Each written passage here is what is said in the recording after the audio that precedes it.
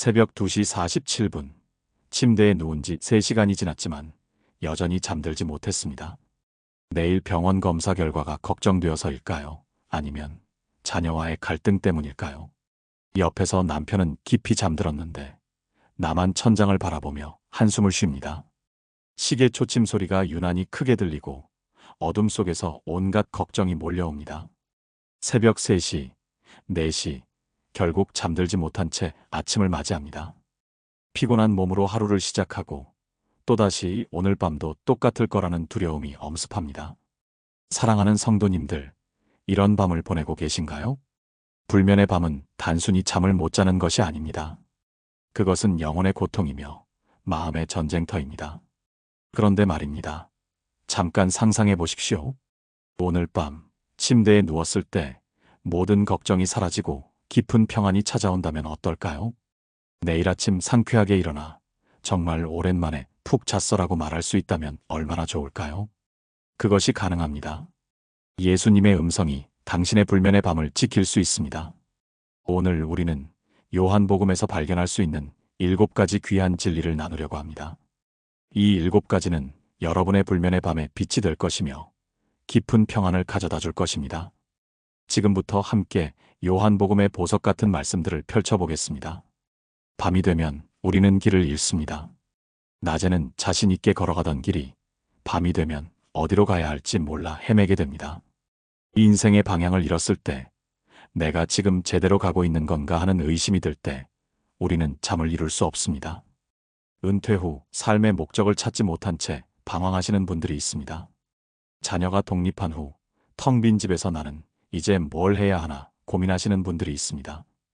건강을 잃고 더 이상 예전처럼 활동할 수 없게 되었을 때 나는 쓸모없는 사람이 아닐까 하는 생각에 밤마다 눈물을 흘리시는 분들이 있습니다.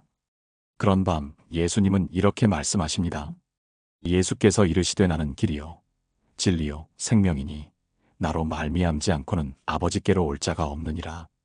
요한복음 14장 6절의 말씀입니다. 이 말씀은 예수님이 제자들에게 하신 고별 설교 중 하나입니다.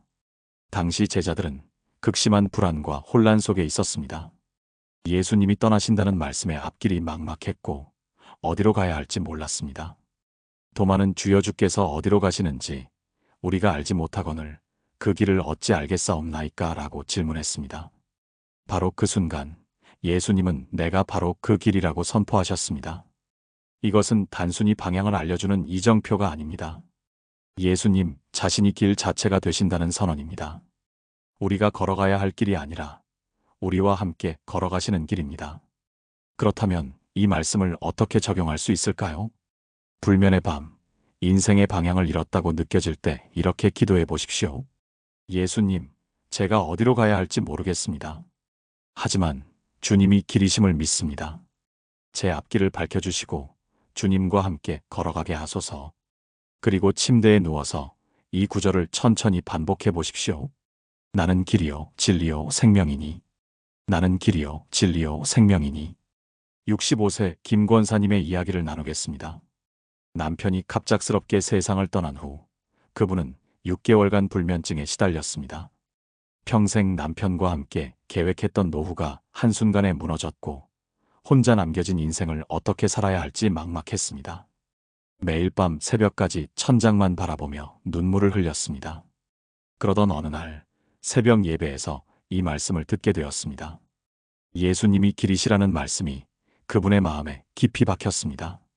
그날 밤부터 잠들기 전에 이 구절을 반복하기 시작했습니다. 처음에는 단순히 말씀을 외우는 것처럼 느껴졌지만 며칠이 지나자 신기한 일이 일어났습니다. 말씀을 반복할수록 마음에 평안이 찾아왔고 어느새 깊은 잠에 빠져들었습니다.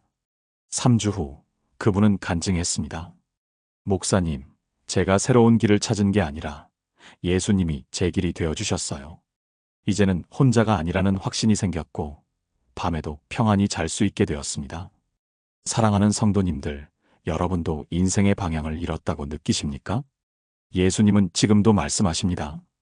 내가 길이다. 내가 여러분의 길이 되어주겠다. 이 확신이 여러분의 불면의 밤을 지켜줄 것입니다. 그런데 방향만 찾는다고 충분할까요? 밤의 어둠 속에서 우리에게 필요한 것이 또 있습니다. 밤이 되면 불안이 몰려옵니다. 낮에는 잊고 지냈던 걱정들이 밤이 되면 몇 배로 커져서 우리를 짓누릅니다. 자녀의 미래가 걱정되고, 건강이 염려되고, 재정이 불안하고, 관계가 무너질까 두렵습니다. 이런 불안은 우리의 몸과 마음을 긴장시켜 잠을 멀리 쫓아버립니다. 심장은 빨리 뛰고, 숨은 가빠지고, 온몸이 경직됩니다. 약을 먹어도, 명상을 해도, 좋은 음악을 들어도 불안은 쉽게 사라지지 않습니다. 그런데 예수님은 이 불안한 밤에 특별한 선물을 주십니다. 평안을 너희에게 끼치노니 곧 나의 평안을 너희에게 주노라. 내가 너희에게 주는 것은 세상이 주는 것과 같지 아니하니라. 너희는 마음에 근심하지도 말고 두려워하지도 말라. 요한복음 14장 27절입니다.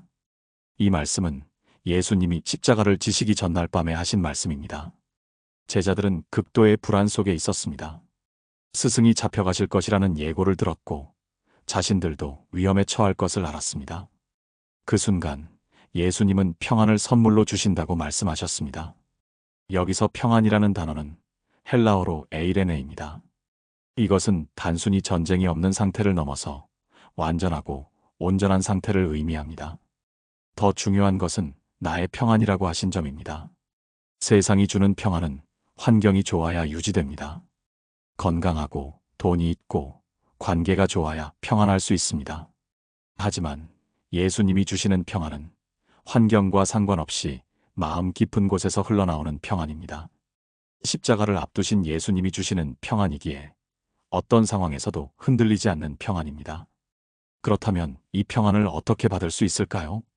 불면의 밤, 불안이 몰려올 때 이렇게 고백해 보십시오. 주님, 제 마음이 불안합니다. 하지만 주님의 평안을 받기 원합니다. 세상이 줄 수 없는, 주님만이 주실 수 있는 그 평안을 제 마음에 부어주소서. 그리고 깊게 숨을 들이쉬며 이렇게 말해 보십시오. 주님의 평안이 지금 내 안으로 들어옵니다. 숨을 내쉬며 이렇게 말해 보십시오. 모든 불안이 지금 나를 떠납니다. 이것을 천천히 반복적으로 하다 보면 신기하게도 마음이 고요해집니다. 58세 박 집사님의 간증입니다. 그분은 암 진단을 받은 후 매일 밤 공포에 떨었습니다. 죽음에 대한 두려움, 가족을 남겨두고 가야 한다는 불안, 치료 과정에 대한 걱정으로 한숨도 잘 수 없었습니다. 체중이 10kg이나 빠졌고 우울증까지 찾아왔습니다. 그러던 중 병원 원목실에서 이 말씀을 접하게 되었습니다. 처음에는 반신반의했습니다. 어떻게 이런 상황에서 평안할 수 있을까? 하지만 선택의 여지가 없었습니다. 이대로는 암보다 불안이 먼저 그분을 죽일 것 같았습니다. 그날 밤부터 숨쉬기 기도를 시작했습니다. 들숨에 주님의 평안, 날숨에 모든 불안. 처음에는 효과가 없는 것처럼 느껴졌습니다. 하지만 포기하지 않고 계속했습니다. 일주일쯤 지났을 때 변화가 시작되었습니다. 기도하는 중간에 잠이 들었고 아침에 일어났을 때 오랜만에 상쾌함을 느꼈습니다. 한 달 후 그분은 이렇게 고백했습니다. 암은 여전히 제 몸속에 있지만 제 마음에는 주님의 평안이 있습니다. 이상하게도 잠을 잘 수 있게 되었고 치료를 받을 힘이 생겼습니다. 주님의 평안은 정말 세상이 주는 것과 다릅니다. 믿음의 가족들이여, 여러분의 불안이 아무리 커도 주님의 평안이 더 큽니다. 오늘 밤 이 평안을 선물로 받으시기 바랍니다. 그런데 불안을 넘어서 때로는 더 큰 감정이 우리를 덮칩니다. 불안보다 더 강력한 것이 두려움입니다. 불안은 막연하지만 두려움은 구체적입니다. 무언가 나쁜 일이 일어날 것 같은 느낌이 아니라 실제로 나쁜 일이 일어나고 있다는 확신입니다. 질병이 악화되고 있다는 두려움, 사랑하는 사람을 잃을지도 모른다는 두려움, 경제적으로 파산할지 모른다는 두려움. 이런 두려움은 우리를 마비시킵니다. 움직일 수도 생각할 수도 기도할 수도 없게 만듭니다. 밤이 되면 이 두려움은 괴물처럼 커져서 우리를 삼켜버릴 것 같습니다. 그런데 예수님은 두려움의 밤에 승리의 함성을 외치십니다. 내가 이것을 너희에게 이르는 것은 너희로 내 안에서 평안을 누리게 하려 함이라. 세상에서는 너희가 환난을 당하나 담대하라. 내가 세상을 이기었노라. 요한복음 16장 33절의 말씀입니다. 이 말씀은 예수님이 잡히시기 몇 시간 전에 하신 말씀입니다. 제자들은 극심한 두려움에 떨고 있었습니다. 로마 군인들이 올 것이고 자신들의 스승이 십자가에 달릴 것이며 자신들도 목숨이 위험할 것을 알았습니다. 바로 그 순간 예수님은 이미 승리하셨다고 선포하셨습니다. 여기서 중요한 것은 시제입니다. 내가 세상을 이길 것이다가 아니라 이미 이기었노라입니다. 헬라어 원문으로는 완료형 시제입니다. 이것은 과거에 완성된 일이 현재에도 계속 효력을 발휘한다는 의미입니다. 예수님은 십자가 사건 이전에 이미 승리를 확신하셨고 그 승리가 영원히 유효하다고 말씀하신 것입니다. 우리가 직면한 어떤 두려움도 예수님이 이미 이기신 세상의 범주 안에 있습니다. 질병도 가난도 관계의 파괴도 심지어 죽음까지도 예수님이 이미 이기신 것들입니다. 그렇다면 이 승리를 어떻게 내 것으로 만들 수 있을까요? 두려움이 엄습하는 밤, 이렇게 선포해 보십시오. 주님이 이미 이기셨습니다. 내가 두려워하는 이것도 주님이 이미 이기셨습니다. 나는 패배자가 아니라 승리자의 편입니다. 그리고 구체적으로 두려움의 대상을 주님께 맡기십시오. 주님, 이 질병도 주님이 이기셨습니다. 주님, 이 경제적 어려움도 주님이 이기셨습니다. 주님, 이 관계의 문제도 주님이 이기셨습니다. 72세 이권사님의 이야기입니다. 그분의 아들이 사업 실패로 거액의 빚을 지게 되었습니다. 어머니로서 아들을 돕고 싶었지만 은퇴 후 연금으로 생활하는 그분에게는 그럴 능력이 없었습니다. 매일 밤 아들이 극단적 선택을 할까봐 두려워 잠을 이룰 수 없었습니다.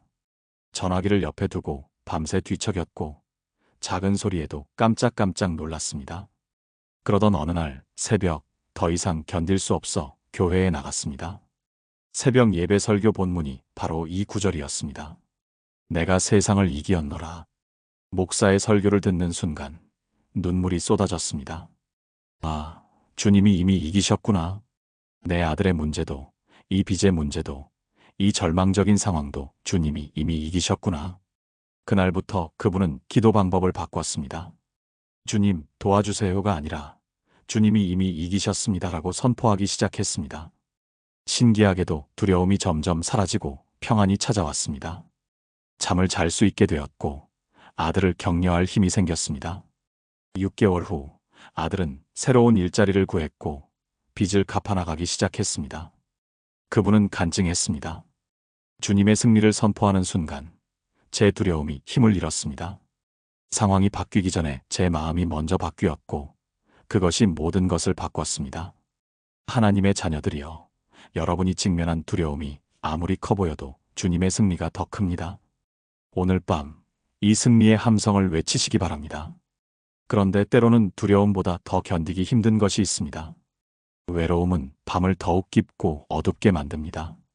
주변에 사람이 있어도 외롭고 가족이 옆에 있어도 외롭습니다. 아무도 나를 이해하지 못한다는 느낌, 세상에 혼자 남겨진 것 같은 느낌. 이런 외로움은 특히 노년에 더 깊어집니다. 배우자를 먼저 보내고 혼자 남겨진 분들, 자녀들이 멀리 떨어져 살며 명절에만 보는 분들, 몸이 불편해져 교회도 나가지 못하고 집에만 계시는 분들. 밤이 되면 이 외로움은 견딜 수 없을 만큼 커집니다. 말할 사람도 없고 손잡아줄 사람도 없고 그저 텅 빈 방 안에서 시간만 흘러갑니다. 그런데 예수님은 외로운 밤에 목자의 음성으로 우리를 부르십니다. 나는 선한 목자라. 선한 목자는 양들을 위하여 목숨을 버리거니와 나는 선한 목자요. 나는 내 양을 알고 양도 나를 아는 것이. 요한복음 10장 11절과 14절입니다. 이 말씀은 예수님이 자신을 양의 목자로 비유하신 유명한 구절입니다. 당시 팔레스타인 지역의 목자들은 양들과 매우 친밀한 관계를 맺었습니다. 그들은 양 한 마리 한 마리의 이름을 알았고 양들도 자기 목자의 음성을 알아들었습니다. 목자는 양들을 위해 밤을 새우며 지켰고 위험이 닥치면 자신의 생명을 걸고 보호했습니다. 예수님은 바로 그런 목자라고 말씀하십니다. 더 나아가 선한 목자라고 하십니다. 여기서 선하다는 단어는 헬라어로 칼로스입니다. 이것은 단순히 도덕적으로 좋다는 의미를 넘어서 아름답고 완전하며 이상적이라는 의미입니다. 예수님은 완벽한 목자이시며 우리를 버리지 않으시는 목자이십니다. 가장 중요한 것은 나는 내 양을 알고 양도 나를 안다는 부분입니다. 안다는 것은 단순한 지식이 아닙니다. 깊은 친밀감과 사랑의 관계를 의미합니다. 예수님은 여러분을 그저 무리 중 하나로 보시는 것이 아니라 한 명 한 명을 깊이 아시고 사랑하십니다. 그렇다면 이 진리를 외로운 밤에 어떻게 적용할 수 있을까요? 혼자 누워 있을 때 이렇게 고백해 보십시오.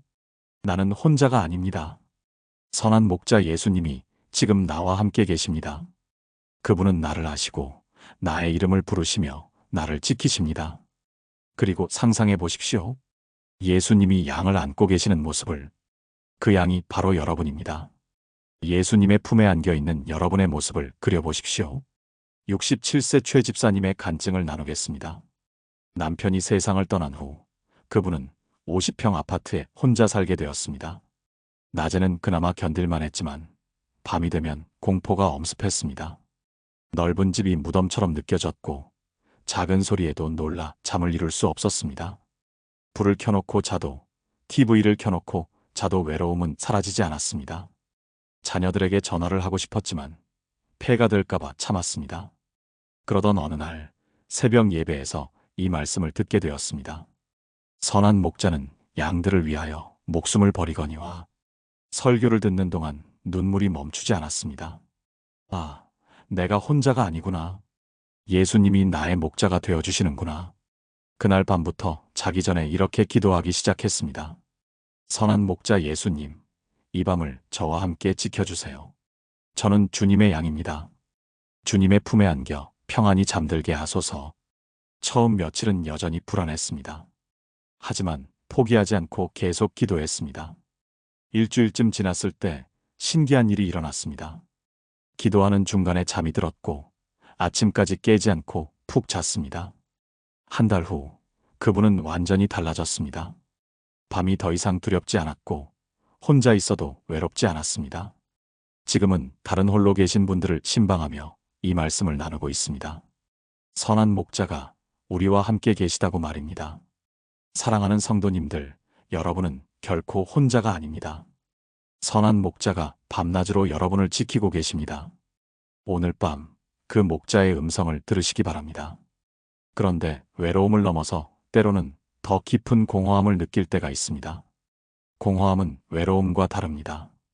외로움은 누군가를 그리워하는 것이지만 공허함은 내 안이 텅 비어 있다는 느낌입니다.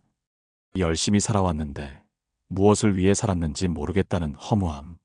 많은 것을 이루었는데도 만족이 없고 무언가 중요한 것이 빠져 있다는 느낌. 이런 공허함은 밤에 더욱 깊어집니다. 낮에는 바쁘게 움직이며 잊고 지낼 수 있지만 밤에 혼자 누워 있으면 이 공허함이 우리를 집어삼킵니다. 인생이 무슨 의미가 있을까? 내일 아침 눈을 뜨지 않아도 상관없을 것 같다는 생각까지 듭니다. 이런 공허한 밤에 예수님은 놀라운 진리를 말씀하십니다. 그날에는 내가 아버지 안에, 너희가 내 안에, 내가 너희 안에 있는 것을 너희가 알리라. 요한복음 14장 20절입니다. 이 말씀은 삼위일체 하나님과 우리의 연합을 말씀하는 깊은 신학적 진리입니다. 예수님은 아버지 안에 계시고 우리는 예수님 안에 있으며 예수님은 우리 안에 계십니다. 이것은 단순한 동행이 아닙니다. 완전한 연합 하나됨을 의미합니다. 당시 제자들은 예수님이 떠나신 후 자신들이 고아처럼 버려질 것을 두려워했습니다. 그런 그들에게 예수님은 떠나시는 것이 아니라 오히려 더 깊은 방식으로 함께 하시겠다고 약속하신 것입니다.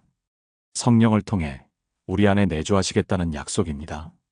이것은 우리 존재의 가장 깊은 곳을 채우시는 충만함입니다. 헬라어 원문에서 아내라는 전치사에는 깊은 내주를 의미합니다. 표면적인 것이 아니라 우리 존재의 중심에 하나님이 계신다는 의미입니다. 그렇다면 이 충만함을 어떻게 경험할 수 있을까요? 공허함을 느끼는 밤, 이렇게 기도해 보십시오. 주님, 제 안이 텅 비어 있습니다. 하지만 주님이 제 안에 계심을 믿습니다. 주님의 임재로 제 공허함을 채워주소서. 그리고 천천히 숨을 쉬며 이렇게 고백해 보십시오. 들숨 주님이 내 안에, 날숨 나는 주님 안에.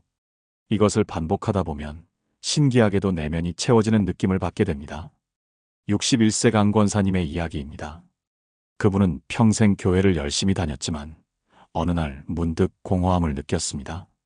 봉사도 많이 했고 헌금도 충성스럽게 했고 기도도 열심히 했는데 무엇인가 빠져 있었습니다. 형식적인 신앙생활이 반복될 뿐 하나님을 실제로 경험하지 못했습니다. 밤마다 이런 생각이 들었습니다. 내가 정말 구원받은 게 맞나? 하나님은 정말 계시는 건가? 이 모든 것이 다 헛된 것은 아닐까? 이런 생각이 들면 잠을 이룰 수 없었고 심한 우울감에 빠졌습니다. 그러던 어느 날 심령 부흥회에 참석하게 되었습니다. 강사 목사님이 바로 이 말씀을 전했습니다. 너희가 내 안에, 내가 너희 안에. 설교 중에 이런 질문이 있었습니다. 여러분은 하나님을 믿으십니까? 아니면 하나님을 경험하십니까? 그 질문이 가슴을 찔렀습니다. 자신은 하나님을 믿기만 했지 경험하지 못했다는 것을 깨달았습니다. 그날 밤 혼자 기도실에 들어가 무릎을 꿇었습니다. 주님, 저는 주님을 경험하고 싶습니다. 제 안에 계신 주님을 느끼고 싶습니다. 제발 제게 임재해 주세요. 그렇게 울며 기도하는데 갑자기 따뜻한 온기가 온몸을 감쌌습니다. 말로 설명할 수 없는 평안과 기쁨이 마음에 가득 찼습니다. 그분은 그날을 이렇게 간증합니다. 그날 제 공허한 영혼이 주님의 임재로 가득 채워졌습니다. 이제는 밤에 누워도 공허하지 않습니다. 주님이 제 안에 계심을 느낄 수 있기 때문입니다. 믿음의 가족들이여, 여러분 안에 하나님이 계십니다. 그분의 임재가 여러분의 모든 공허함을 채우실 것입니다.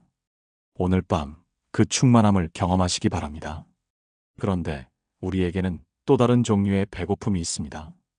육신의 배고픔은 음식으로 채울 수 있지만 영혼의 배고픔은 다릅니다. 무언가를 갈망하지만 무엇인지 알 수 없는 갈증, 세상의 것들로 채우려 해도 채워지지 않는 허기, 돈을 벌어도 명예를 얻어도 쾌락을 추구해도 영혼은 여전히 배고픕니다. 특히 밤이 되면 이 영혼의 허기가 더욱 절실해집니다. 무언가가 필요한데 무엇이 필요한지 모르겠고 어디서 찾아야 할지도 모릅니다. 이런 허기진 밤에 예수님은 자신을 양식으로 제시하십니다. 예수께서 이르시되 나는 생명의 떡이니 내게 오는 자는 결코 줄이지 아니할 터이요 나를 믿는 자는 영원히 목마르지 아니하리라. 요한복음 6장 35절입니다. 이 말씀은 예수님이 오병이어의 기적을 행하신 다음 날에 하신 말씀입니다. 군중들은 어제 배불리 먹었던 빵을 생각하며 예수님을 찾아왔습니다. 그들은 육신의 배고픔을 채우려고 예수님을 따랐습니다. 그러나 예수님은 그들에게 영혼의 양식에 대해 말씀하셨습니다. 생명의 떡이라는 표현은 매우 상징적입니다. 당시 유대인들에게 떡은 단순한 음식이 아니라 생명 자체를 의미했습니다. 광야에서 만나를 먹고 살았던 이스라엘의 역사를 떠올리게 하는 표현입니다. 예수님은 자신이 그 참된 만나, 하늘에서 내려온 생명의 떡이라고 선언하신 것입니다. 더 중요한 것은 결코 줄이지 아니할 터이요라는 약속입니다. 헬라어 원문에서 결코는 매우 강한 부정을 나타내는 이중부정입니다. 절대로 영원히 배고프지 않을 것이라는 확실한 약속입니다. 그렇다면 이 생명의 떡을 어떻게 먹을 수 있을까요? 영혼의 배고픔을 느끼는 밤, 이렇게 기도해 보십시오. 주님, 제 영혼이 허기집니다. 세상의 것들로는 채워지지 않습니다. 생명의 떡이신 주님으로 제 영혼을 채워주소서. 그리고 말씀을 펼치십시오. 요한복음을 한 장씩 천천히 읽으며 예수님의 말씀을 묵상하십시오. 말씀이 여러분의 영혼을 먹이실 것입니다. 54세 윤 집사님의 간증입니다. 그분은 성공한 사업가였습니다. 좋은 집, 좋은 차, 넉넉한 통장 잔고, 부러울 것 없는 삶을 살았습니다. 그런데 이상하게도 행복하지 않았습니다.